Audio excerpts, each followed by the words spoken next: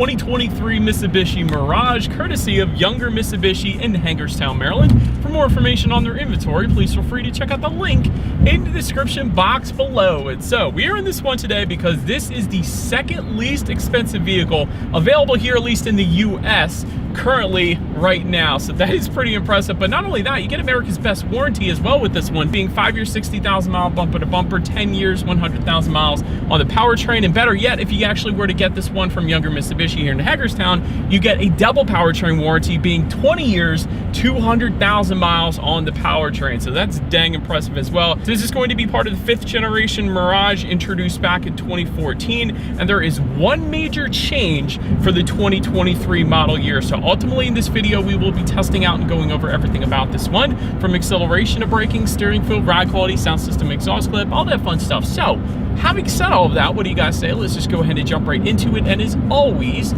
let's start with pricing. And so there will be several different trim levels for the 2023 Mirage. First one being the ES CVT, starting at $16,245, which by the way is a $1,600 price bump on the 2022 model year. And by the way, you probably noticed I emphasized CVT because that is the major change for 2023. There's no longer any manual transmission available for the Mirage now. So I do want to mention that.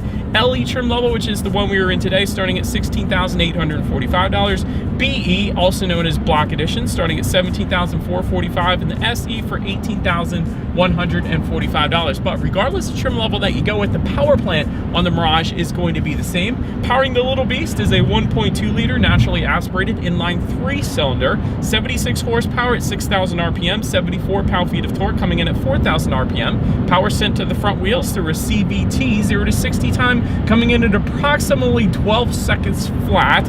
We'll do an acceleration test later in the video, so we'll see how bad that is. But MPG numbers coming in at 36 in the city, 43 on the highway. That's pretty darn impressive. And that actually beats the Chevy Spark and the Kia Rio as well, which are two of the competitors to the Mirage. So, of course, taking regular unleaded fuel. So that's going to save you some money there. So, now that I've got all that out of the way, what do you guys say? Let's go ahead and find a straightaway. Let's put the Mirage here to the test, and let's see how quickly we can get our new 2023 Mitsubishi Mirage here up to speed. All right, let's just do it here. There's no one behind us in 3, 2, 1. Go, baby. All right, let's do this. All right, we're at 40. Oh, we're at 50. We're at 55. At 60. All right, not the quickest thing in the world. I think we all knew that, but actually not as bad as I thought it was gonna be. 0 to 60 in 12 seconds is absolutely a horrible number on paper, but it's not as bad as I thought it was gonna be. I'll just put it that way. It is definitely possibly the slowest vehicle I've ever driven. I'm pretty sure the slowest vehicle on the road right now, but if you time it out right and you know how to drive, you'll be all right in this. Or if you're using it as a city car, you should be perfectly fine as well. But again, we're talking about a 3-cylinder with 76 horsepower.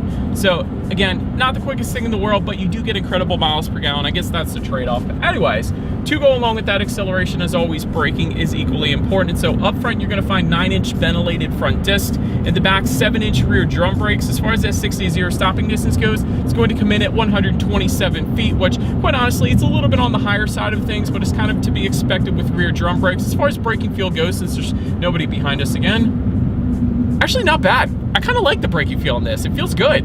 So it's kind of leaning on the firmer side of things. It's not really that soft of a braking feel. Having said that, again, 60 to 0 and 127 feet, again, not the best number, but it doesn't feel bad. I think I just have kind of lowered expectations going into this, but it feels pretty good. I don't mind it. Anyways, then touching on suspension and handling. Up front, you're gonna get a McPherson strut front suspension. In the back, torsion beam rear axle. As far as ride quality goes, you definitely tend to feel more of the road. I will say that without a doubt. This is a smaller vehicle, and usually subcompact cars like the Mirage, you are going to feel a little bit more of the bumps and the stones and stuff like that in the road. So that's to be expected. As far as steering feel goes, hey, it's on the looser side of things, no doubt. So definitely feels like you're driving a 3-row SUV, I guess you could say, something like that. It's definitely on the looser side. As far as cabin noise goes, again, it's one of those things you are going to get a little bit more of. Definitely more of the road noise coming into the cabin. Wind noise isn't horrible. Then when you really get on the engine, though, when you really get on the gas, I should say, the engine noise is definitely coming into the cabin as well. That part I don't mind. I like the sound of the engine, but The road noise is a bit pronounced, but again, that's to be expected in a car like this. The touching of visibility, that's great. I can see perfectly fine out the back. Matter of fact, I'm not sure you can get any better visibility than the Mirage because it is such a small vehicle and I could see just perfectly fine out the back. So no issues there. But anyways, that about rounds out the performance segment of this review, you guys. Let's now go ahead and take a look at the exterior of our brand new 2023 Mitsubishi Mirage. All right, so here she is, you guys, the new 2023 Mitsubishi Mirage, finished in blue. Yes, that is the color name. Very creative. But as always, let's go ahead and start where this one is made because this is actually unique. So you would think with Mitsubishi being a Japanese brand, there was a good possibility that this was either built in Japan or a lot of times it'll be built in the US as well. But the VIN number on the Mirage is actually ML, and if you are familiar with that, which you might not be because I wasn't, ML signifies that the Mirage is built in Thailand. So yes, this is a Thailand-built vehicle. It's almost all Thailand actually, so very interesting. But anyways, let's go ahead and start up front. Black Edition trim level, I wanted to mention that one first. That's obviously going to add a bunch of black accents throughout the exterior and some red accents then on the front grille, really differentiating itself. So did want to start by mentioning that. Halogen headlights are actually going to come standard on all trim levels, but the SE, because that top trim level is actually going to give you full LED headlights. Yes, that means both low beam and high beam headlights are going to come on the SE trim level. So that is pretty cool. Automatic feature coming with the Black Edition and the SE trim level as well, meaning when it starts to get dark out at night, those headlights will turn on automatically for you there. Fog lights are going to come on the SE trim. They are available on the LE that we have with us here today, and automatic high beams coming on the SE as well. So if you have your high beams on at night, the sense of the vehicle coming in the opposite direction, it's going to automatically dim them back to low beams, and when the vehicle is going, it's going to automatically bounce it back up to high beams. So that is pretty darn cool as well. But overall, that pretty much rounds out the front end of the Mirage. Let's now go ahead and make our way to the side. All right, so but now since we are around to the side of the Mirage here, black window surrounds will come standard, of course. Body colored door handles, I wanted to mention that because you don't always get that at this price point, so that's nice. Body colored folding side mirrors will come standard. You will get integrated turn signals for the SE trim level, and of course it will actually be finished in a gloss black if you were to go with the Black Edition, so they won't be body colored for that particular trim level. But perhaps one of my favorite parts about the exterior on the Mirage are these JDM style front fender turn signal indicators. So a lot of times you're not going to get turn signal indicators at this price point, or you're going to get them on the side mirrors like I just mentioned. But for all other trims, you do get them on the front fender, and I personally love that look because back in the day that was a big JDM thing. I know Mitsubishi and Honda a lot of times did that at least, and it looked dang good, like on the DC5 Integra for example. So big fan of the turn signal indicators found on the front fender. But anyways, going off on a tangent here, let's go ahead and take a look at the wheels. 14-inch steel wheels with covers coming with the ES, 14-inch alloys for the LE. That is, of course, what you guys are looking at right now. 15-inch black alloy wheels for the Black Edition. You're going to get black lug nuts and black wheel locks, actually, for that Black Edition as well. It's pretty cool.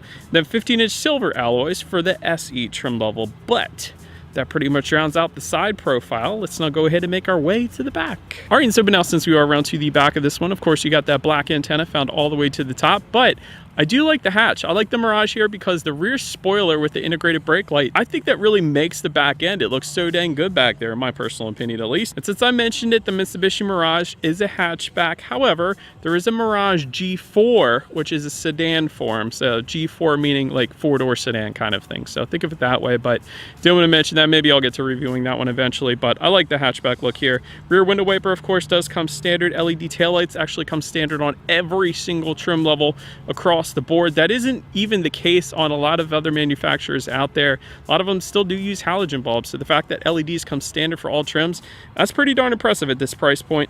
Body color rear diffuser, you guys can see that down below as well. That looks dang good. And there is a single exhaust outlet. You guys can see it kind of bouncing around on the bottom corner there on the rear passenger side. So I do like the chrome exhaust tip as well. I think that looks dang good. But I will say, when I was driving, this thing actually sounded pretty darn good, so I'm kind of excited to see what it actually sounds like when I play the video back here. So I do believe you guys know what we have to do next. As always, here is that exhaust clip.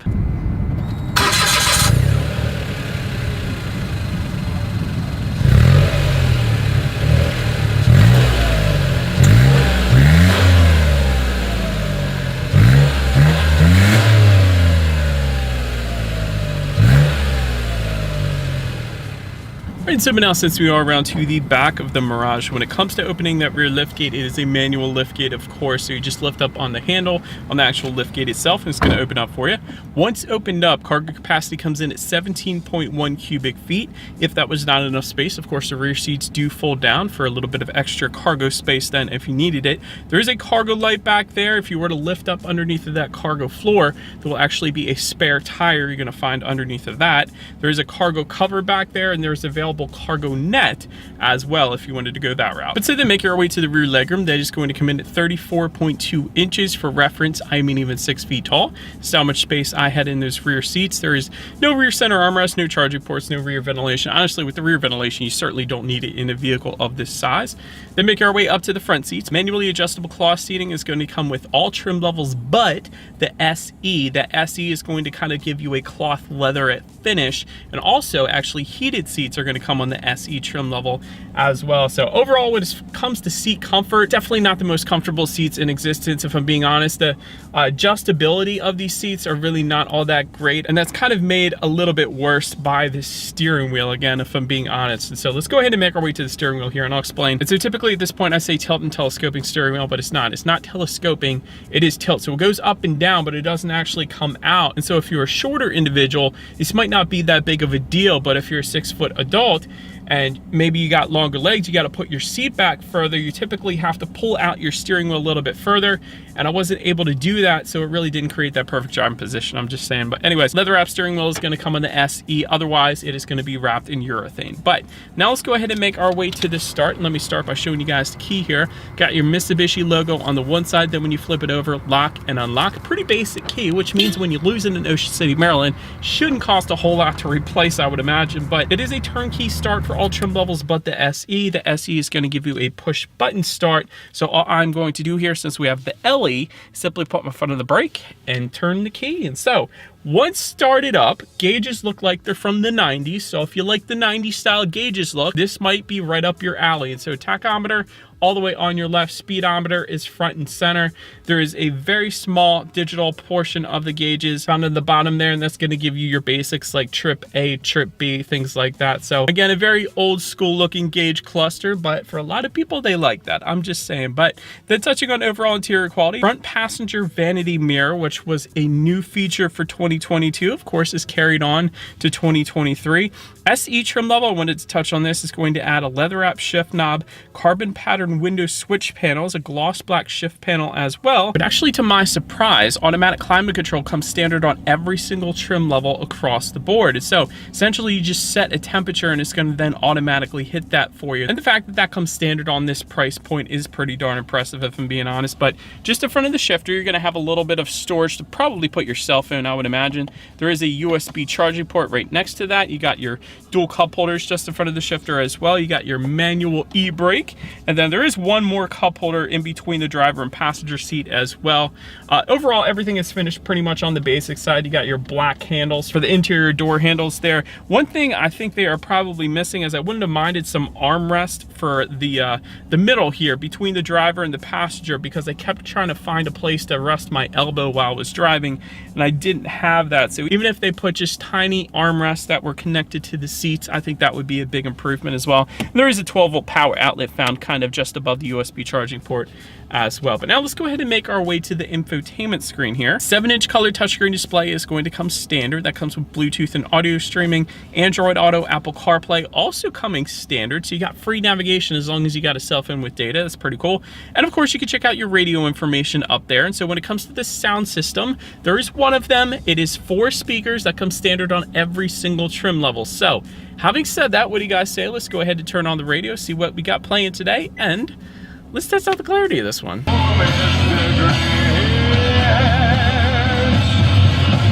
It sounds like a 4-speaker sound system, if I'm being honest. But anyways, I mean, if you're not that into music, what's the big deal? And I'm sure there's aftermarket sound systems if you wanted to go that route. But if you're just listening to like crypto podcasts or something like that, like I do in the background, then honestly, that's not even a huge deal. But anyways, last thing I wanted to mention to you guys on the infotainment screen is when you do put the Mirage in reverse, you will find a rear view camera taking up the entire screen, letting you know what is behind you so you don't go running anything or anyone over, which is always is going to lead us into safety. And so front side curtain airbags do come standard. There is a driver's knee airbag up front as well. In the back, you're going to have latch, aka lower anchors and tethers for children for the rear car seats, rear child door locks, tire pressure monitoring system, but also coming standard, forward collision mitigation system with pedestrian detection and hill start assist as well. And then the SE trim level is going to add to that lane departure warning as well. And so overall, when it comes to my final thoughts here of the Mirage, this is the second most affordable new car in the US today. So that's really one of the main selling points. If you're looking for kind of a